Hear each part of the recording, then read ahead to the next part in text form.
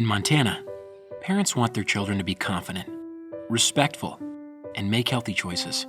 Parents and those in a parenting role can grow these important skills in their children and address common parenting issues like tantrums, establishing routines, and listening by using a parenting process.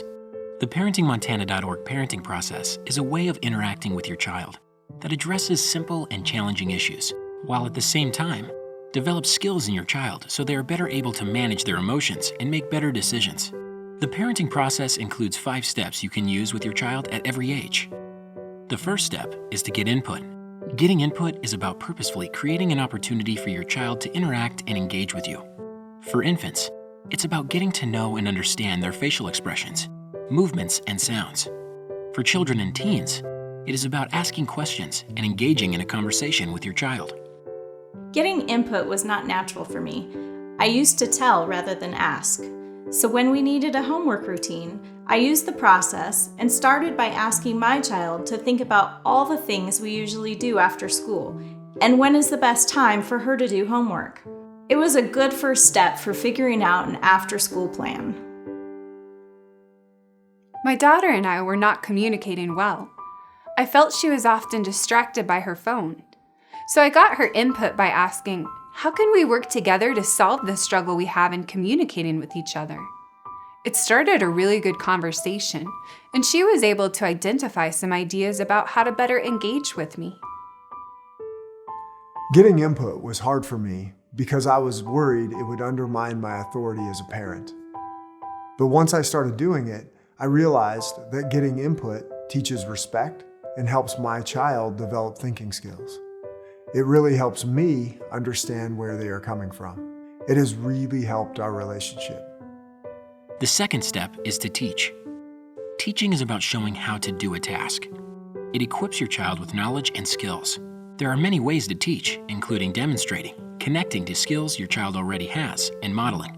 I teach by showing my child how to do something and letting them try it. Sometimes I label what I'm doing, like saying that I put the plates in the dishwasher this way so that the bowls can fit over there. My children are old enough to wash their own clothes. I taught them how to put the clothes in, how to add the soap, and how to turn on the washer. I tell them that they can always ask me if they have any questions. The third step is practice. Practice is about being patient and creating opportunities for your child to try what they are learning, to sometimes fail, and to try again. Practice grows habits, supports a growth mindset, and provides opportunities for your child to handle mistakes and accept constructive feedback. For me, allowing my child to practice can be hard because I want to jump in and help them be successful. The first batch of cookies he made on his own were interesting, but I have to be patient and let him try on his own, sometimes fail and try again. I totally get that. Letting him practice doing things on his own builds his confidence, but it can be challenging. The first time he helped me mop the floor, what a disaster, but it got better. I had to remind myself the first few times my son mowed the grass that it wasn't going to go perfectly. I had to give him the space to practice, make mistakes, and try again. The fourth step is providing support. For infants, providing support looks like creating an environment that is safe for them to explore using all 5 senses. For children and teens, support includes coaching, providing feedback, and reteaching if needed. Your support reinforces your child's ability to be successful in growing their skills. When my daughter took over the chore of loading the dishwasher, I provided support by checking in and asking questions like, how are you feeling about this chore? Do you know where everything goes? After learning about the process, instead of punishing, I focused on applying logical consequences when needed. For example, my son was late getting his things together in the morning, so we did not have time to make it to the library. I explained the situation as I practiced remaining calm. The next day, we got out the door on time.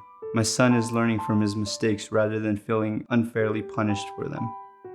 The final step is to recognize and intentionally acknowledge your child's efforts and successes, no matter how small. Recognition grows motivation, builds self-confidence and self-esteem, and fosters a positive relationship between you and your child. I am working on recognizing my child's effort and giving praise when things are going well more often. I will say things like, "You did such a great job thinking through that problem." Even when the outcomes are not perfect, I still find ways to recognize his efforts. I will say something like, "You could have chosen to quit, and yet you kept going. That's excellent and shows so much dedication." The parenting process is a way of interacting with your child that creates wonderful opportunities for learning. It can be applied to many challenges. Even though it may feel uncomfortable at first, sticking with it will pay off in a stronger relationship with your child. Start small, start slow, and build your skills over time. I feel more confident as a parent since starting to use the 5-step process. It's like having a manual for parenting. It helps me stop and think how to work through a situation with my child rather than sending him to his room. I am more patient and able to address issues while being aware of his needs. I've realized that I grew up in a home ruled by emotions. Now I use a calm down space before addressing discipline with my child. I'm gaining back my patience. I'm using logical consequences, and I'm setting my kid up for success. I pull the tools up on my phone all the time. Recently, when my son misbehaved, instead of telling him what not to do, I started by asking him about his thoughts and feelings. I was able to stay calm, and it was better than lecturing. Learn more about the ParentingMontana.org parenting process, including a podcast dedicated to the process along with other parenting topics on ParentingMontana.org.